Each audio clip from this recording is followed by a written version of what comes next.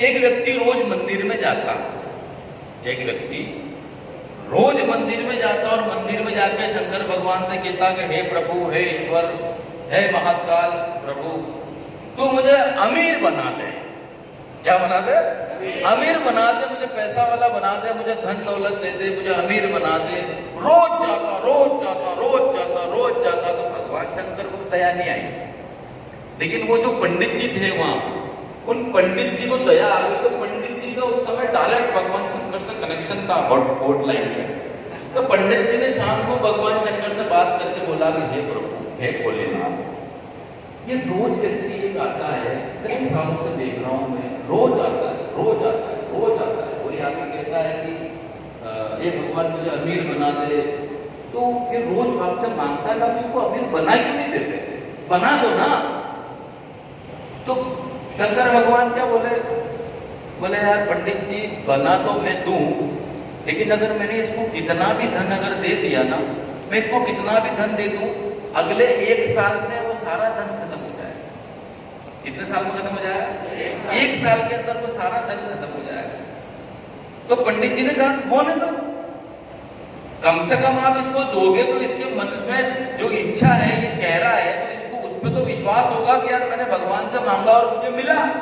अब रही बात अगर इसकी कर्मों की वजह से धन खत्म हो जाता है तो बोल दो, लेकिन आप में इसका विश्वास तो बढ़ेगा। फिर भगवान शंकर ने कहा ठीक है पंडित जी, अब आप कह रहे हैं तो चलो मैं इसको दे देता हूं।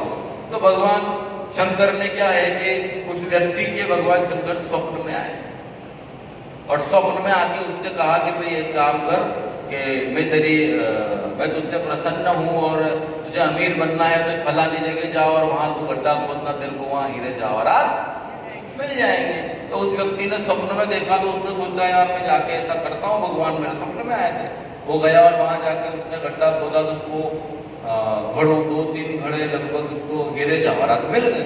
तो मिल गए तो यार उसना पैसा आ गया। पैसा आ गया तो उसने क्या किया कि उसने एक शानदार महलनुमा मकान बनाया।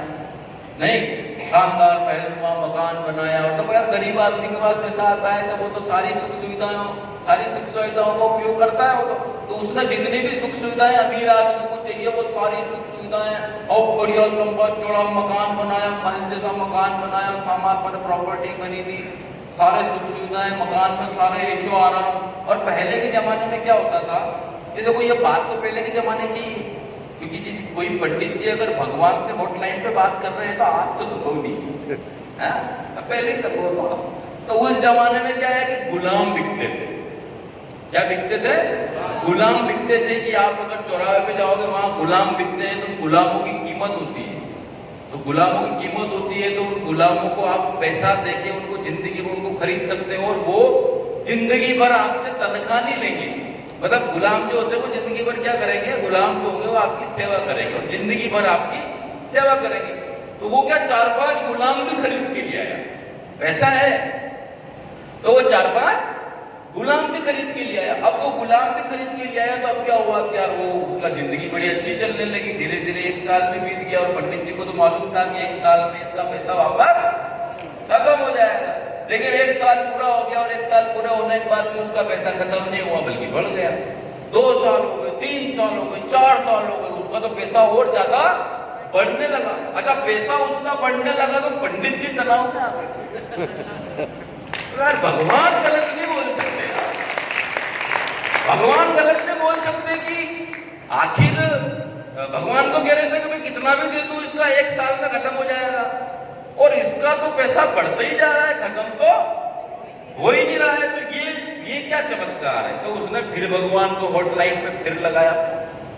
शाम को बात हुई, बोले भगवान, वो बोले हाँ पंडित जी बोलो।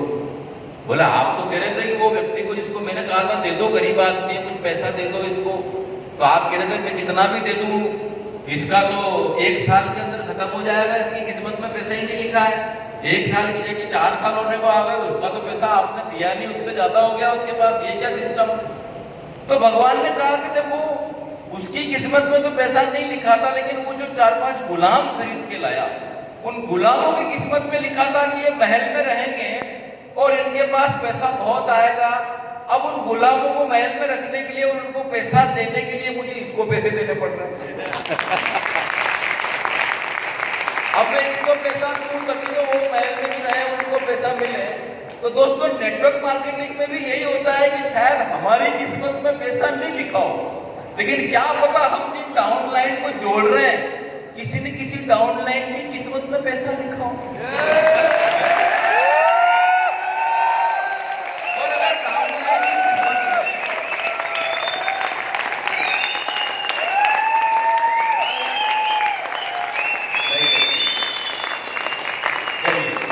अब क्या होता है कि मान लो अगर किसी डाउनलाइन की किस्मत में पैसा लिखा है तो हमारी किस्मत में नहीं भी लिखा हो और उसकी किस्मत में लिखा है कि तू डायमंड बनेगा, तो कम से कम नेटवर्क मार्केटिंग आपको पता है कि यहाँ पर एक दूसरे की तरक्की में एक दूसरे की तरक्की छुपी हुई है।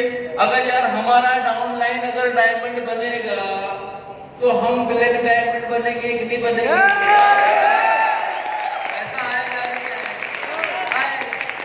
वही चीज यहाँ पर है। इस कहानी के माध्यम से मैं आपको समझाना चाह रहा था कि डाउनलाइन में जो है ना, कोई ना कोई व्यक्ति तो ऐसा होगा जिसकी किस्मत में खूब सारा पैसा लिखा होगा, इसलिए ढूंढते रहो।